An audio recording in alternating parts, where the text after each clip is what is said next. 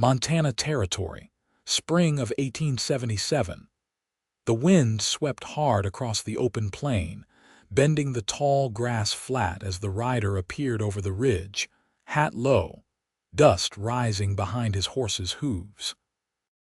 Odessa Orlow watched from the cracked window of the small sod house, her arms wrapped tightly around her crying baby boy.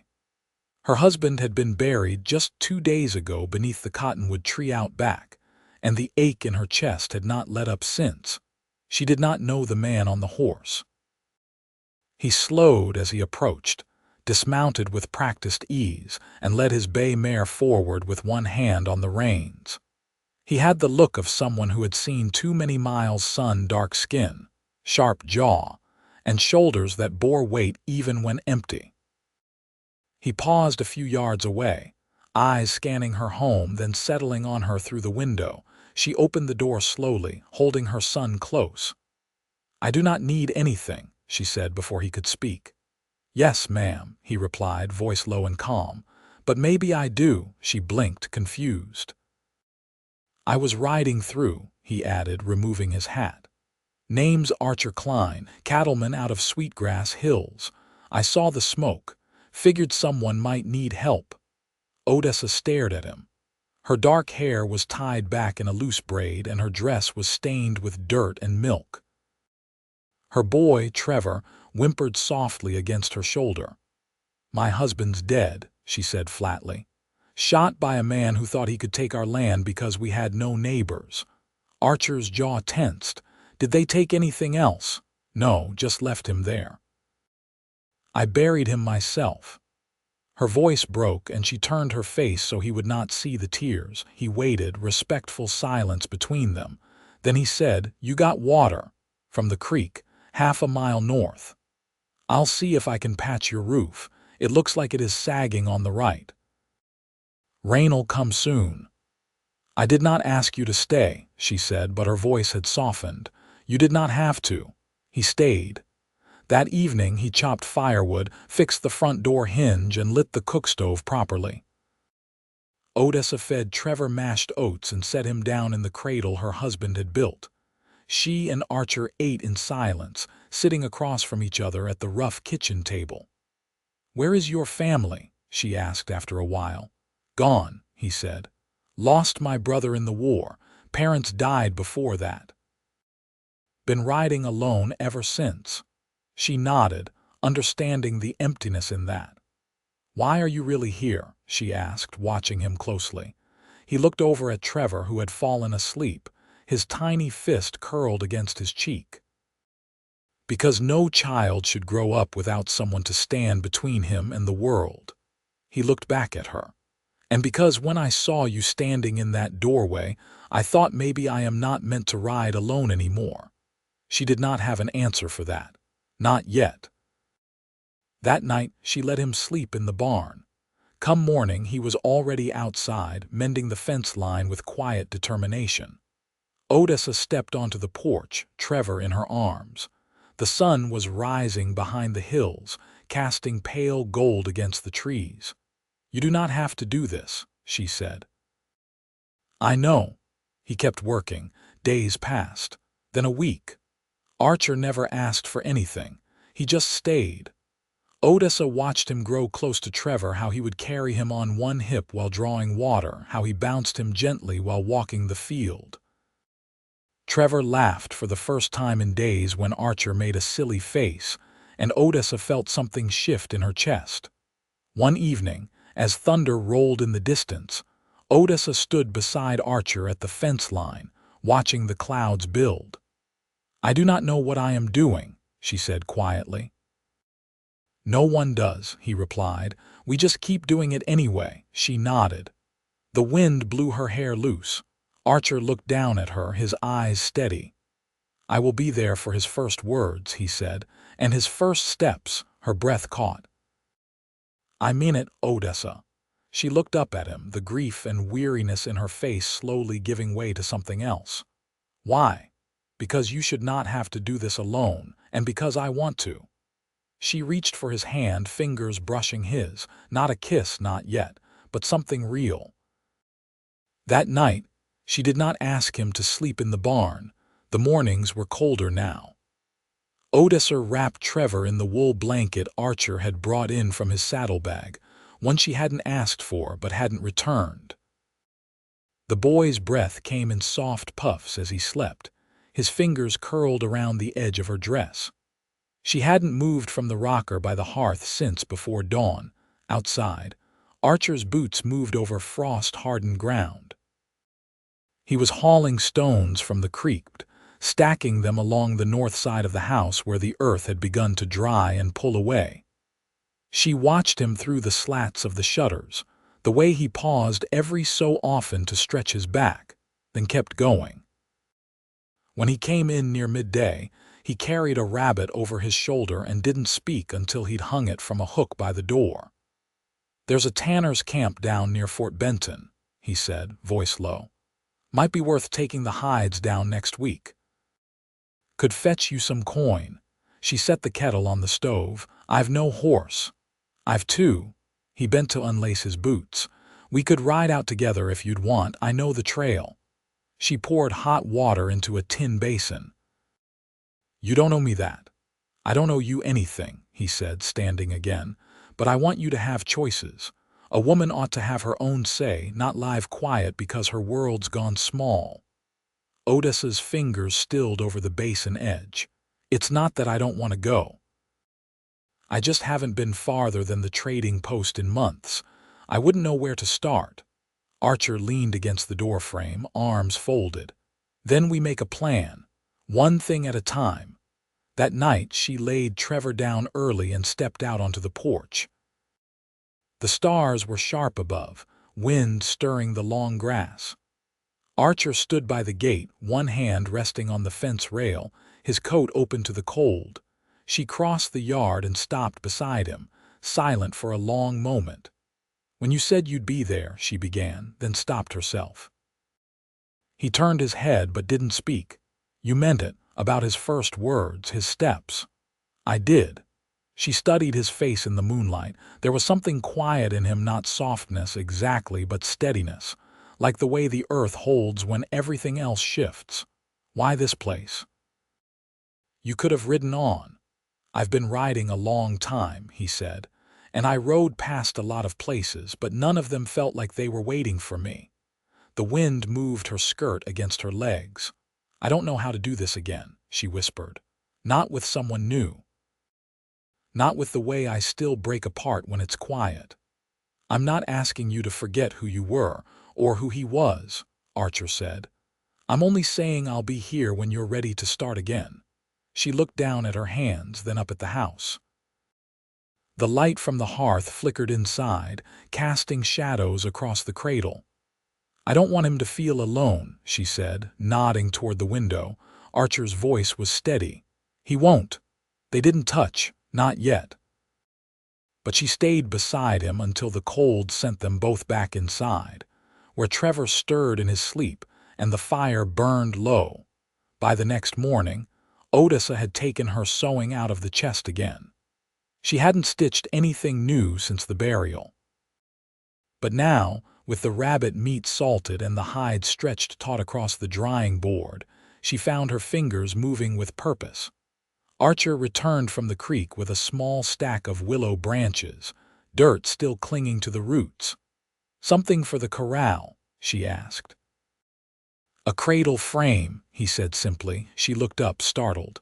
"You built yours?" "No," he said. "But I watched my mother build one for my brother, thought I remembered most of it." Odessa met his eyes, then nodded. "We'll need stronger thread. I'll trade for some when we ride out." They worked side by side that afternoon, not speaking much. But when the sun dipped low and Trevor reached out from his blanket with a high, curious sound, it was Archer who bent and lifted him, balancing the boy in the crook of his arm. Trevor laughed clear and sudden, and Odessa turned, hand pressed to her mouth, eyes wide. Archer looked at her, smiling just enough to reach his eyes. "There's his laugh," he said, voice quiet, and Odessa, heart full for the first time in weeks, whispered, "Maybe next time it'll be a word." The earth was beginning to thaw by late March, slow and stubborn. Odessa stood behind the barn, apron damp from the wash basin, sleeves rolled to her elbows. A line of Trevor's shirts snapped in the breeze, clothespins biting down hard. She was watching the clouds build over the far ridge when Archer rounded the corner, sleeves streaked with sap, hands still smelling of pine. "I've got the cradle frame near finished," he said, keeping his voice low so it wouldn't startle the child on her hip. "Should hold steady once it's pegged." She nodded, shifting Trevor to her other side. "You've a mind for detail. I had to learn. Back when it was just me and the horse, if something broke, there wasn't anyone coming to fix it." Odessa studied his face. There was still a quietness in him, but she saw now the way he noticed things, how his eyes lingered on a cracked yoke, how he tested each rail with his boot before trusting it. He lived like a man who expected the world to give out beneath him, and kept going anyway. "I was thinking," she said, "about that trip to the tanner's. If we traded for cloth, I could make Trevor a winter coat before the next frost hits." Archer wiped his hands on his trousers. "We'll ride south once the trail dries, 2 days out and back if the weather holds." She hesitated. "Would you mind if we stayed the night somewhere along the way? I haven't slept anywhere but here since he passed. Might help to remember I can stand somewhere else and still belong to myself." He looked at her for a long moment, then said, "There's a widow near Highwood. Runs a clean room over her store. I'll see if she's got space." Odessa lowered Trevor into the blanket-lined basket beside the barn wall. The boy was wide-eyed, gumming the edge of a cornhusk doll. She brushed a finger over his cheek, then turned back to Archer. "You don't talk much about before," she said. "That war or what came after?" He leaned back against the barn, arms folded. "Not much to tell that ain't been told by others. I was a scout, rode for the Union. Came back to nothing but dust and silence." "Did you love someone?" Her voice was steady, not accusing, just curious. "No," he said, eyes on the grass. "Not in a way that lasted. I kept moving, thinking I might find it down the trail. But it never showed up when I expected it." She looked away, heart thudding. "Neither did I."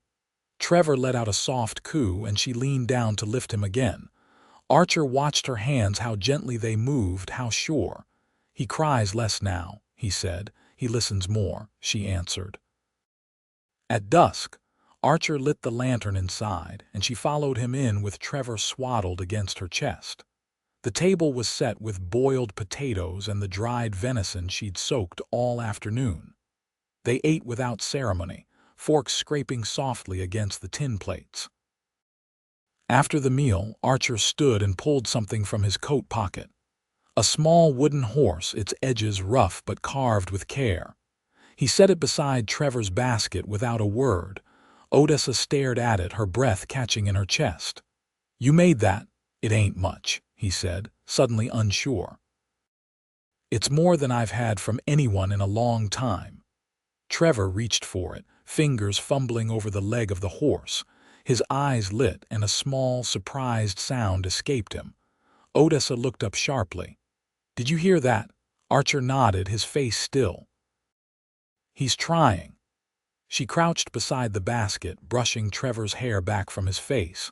"Say it again, sweetheart, just one more sound." The boy babbled, a low, uncertain noise, but it was there, his first attempt at shaping breath into something more. When she looked back at Archer, her eyes brimmed. "You said you'd be here for this," she said. "I meant it." She stood slowly, crossing to him. For the first time, she reached out and rested her hand against his chest, just over his heartbeat. "I don't want to be afraid of feeling something again," she whispered. "You don't have to be," he said. "Not with me." He didn't pull her into his arms. He just stood steady, letting her choose. And when she leaned in, resting her head against him, he brought his hand to her back, the warmth of him sinking deep into her bones. The fire burned low as night settled them into quiet. Trevor slept with the wooden horse tucked close, and for the first time since the earth turned cold, Odessa let herself believe in the seasons ahead. They left just after dawn, with Trevor bundled in a sling against Odessa's chest, and Archer leading the pack mule behind them. The trail south ran narrow between cottonwoods and sage, still soft from snowmelt, but passable. Odessa rode steady, her posture stiff at first, unused to the saddle after so many still months. Archer kept beside her, one hand easy on the reins, eyes moving between the trail and the horizon. They didn't speak much that first hour. The morning held a hush, broken only by the creak of leather and the steady clop of hooves against earth not yet dry. When the sun climbed higher and the birds stirred from the brush, Odessa's voice broke the quiet. "Did you know right away what you'd do after the war?" His eyes stayed forward. "I thought I'd head to Kansas. My brother talked about it before he passed. Never made it more than a few days before I turned back." "Why? Didn't feel like mine." "I kept looking for something that did." Trevor shifted in her arms, murmuring against her shawl. She adjusted him gently, her fingers brushing his cheek. "You think this place is yours, then?" she asked, her voice low. "I think you are," he said, not looking at her. "And the boy." They rode on. By early afternoon, they reached a creek that ran wide and shallow across the trail. Archer dismounted first, testing the current with his boot before helping Odessa down. She held Trevor close as Archer steadied her across the stones. The water was cold through her boots, but she didn't flinch. On the far bank, Archer paused, gaze fixed up the slope. "You hear that?" Odessa stilled. A soft rustling came from the brush above. He stepped forward, hand resting light on the handle of his knife. Then a doe burst through the willows, darting across the trail and vanishing into the trees. Archer exhaled, shoulders easing. "Too early for cougars," he murmured. Odessa let out a breath, then looked down at Trevor, who had fallen asleep against her. They reached the widow's outpost by late afternoon. It stood quiet along a split in the trail, clapboard walls faded from wind and sun. A single oil lamp burned in the window. Inside, the woman, tall, with gray-streaked braids and a limp in one leg, offered them a room with 2 cots and a stove already warm. Odessa thanked her softly, cradling Trevor while Archer unloaded the mule. Once the boy was settled on the cot with a folded quilt beneath him, Odessa moved to the window. Outside, Archer spoke with the widow in low tones, trading a bundle of rabbit hides for a bolt of flannel and a pouch of coarse thread. He handed over a strip of jerky, and she passed him a tin of dried apples.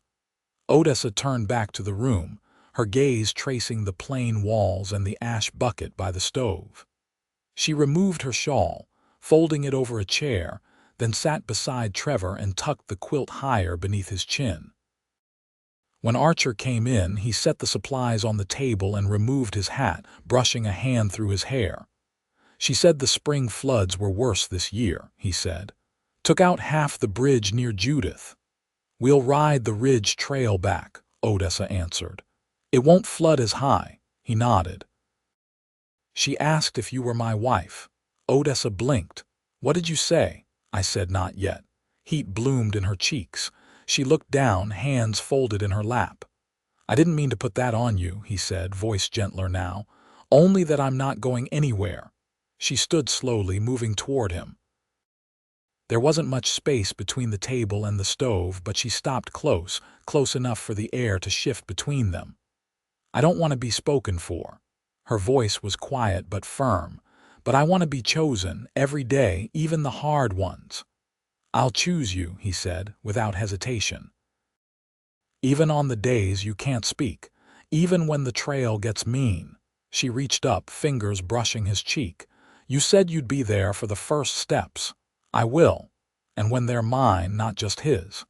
He rested his forehead gently against hers. "Especially then." They stood like that for a long while, the room warm with stove heat, Trevor breathing slow and even in the cradle of sleep. That night, when the lantern was turned low and the wind pressed soft against the shutters, Archer lay on the floor beside the cot, one hand resting just beneath where Odessa's arm draped down. Her fingers found his in the dark, and neither of them spoke. But somewhere in the quiet, she smiled. Not from relief, from knowing when morning came they would ride back together. But for now the stillness held. And in it, something steady had begun. The ride home stretched longer than the journey out. The ridge trail, though dry, wound high and narrow between stone outcroppings and wind-worn trees. Odessa rode behind Archer, Trevor bundled against her chest beneath the new flannel wrap. The child slept most of the way, lulled by the sway of the mare and the quiet rhythm of the journey. They stopped just before dusk where the trail widened into a clearing scattered with ash trees. Archer gathered dry wood while Odessa spread a blanket over the flattened grass, laying Trevor beside her. The child stirred, blinked once, then reached for a stalk of wild yarrow. "I passed this place once," Archer said, setting the kindling near the fire ring. "Years back, I was hungry and half lost. Found an old trapper here who gave me half his bread and told me to keep going." She glanced over. "Did you?" "I did. But I always meant to come back and thank him." "You think he's still alive?" Archer looked toward the trees. "I hope so, but some men are meant to be remembered more than found." The fire caught quick and steady. They ate salt pork and the last of the dried apples, Trevor curled between them beneath the stars. Odessa leaned back on her hands, head tilted toward the sky. "I used to think I'd never leave our land," she said. "Even as a girl, I thought if I just stayed rooted, nothing could shift beneath me." Archer nudged a stick into the flames. "You're still rooted." "Not in the same way," she murmured. "Now it feels like the roots stretch with me. Like they're not tied to one place, but to what I carry." He didn't answer at first. Then he reached across the firelight and brushed his fingers against her wrist. "I'll follow wherever they go." She turned her hand, letting their palms rest together. It wasn't new, but something about it tonight felt different, settled. They didn't stay long in the clearing. Trevor fussed once the wind shifted, and they rode the last stretch home by lantern light. The cabin came into view just after midnight, standing quiet and unchanged, save for the new cradle Archer had carried in before they left. Odessa lit the stove while Archer unpacked the mule. Trevor slept through it all, his cheek pressed to her shoulder. Later, when the house had gone still again, Odessa sat on the edge of her bed, unpinning her hair by the hearth's glow. Archer stood in the doorway, his coat still dusted with trail grit, eyes on her. "I was thinking," she said, voice soft, "of what you said about choosing." He stepped closer, careful not to wake the child in the cradle. "I choose you too," she said, looking up at him. "Not because I need help, not because I'm afraid, but because every part of me that was quiet for so long. It's loud when you're near." He knelt before her, taking her hands in his. "I've lived half a life already looking for this. I won't waste the rest." She leaned forward, pressing her forehead against his. "Then stay." "I already have." They were married 2 weeks later, standing beneath the cottonwood near the grave. Odessa wore a dress stitched from the cloth they'd traded for. Archer stood beside her in his worn coat, hair combed and boots scrubbed clean.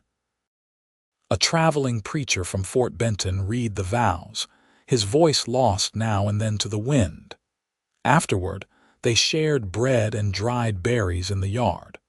Trevor watched from the cradle, new teeth peeking through when he grinned. That night, Archer carried Odessa across the threshold of the cabin, not for tradition, but because she laughed when he tried and he wanted to hear that sound again. They built a larger barn that summer, and by autumn, the first row of corn grew strong behind the house. Odessa taught Trevor to walk between the furrows, Archer's hand steadying the boy when he stumbled. When the snow came again, it found them sitting together by the fire, Trevor asleep in the cradle, Archer's arm around Odessa's waist.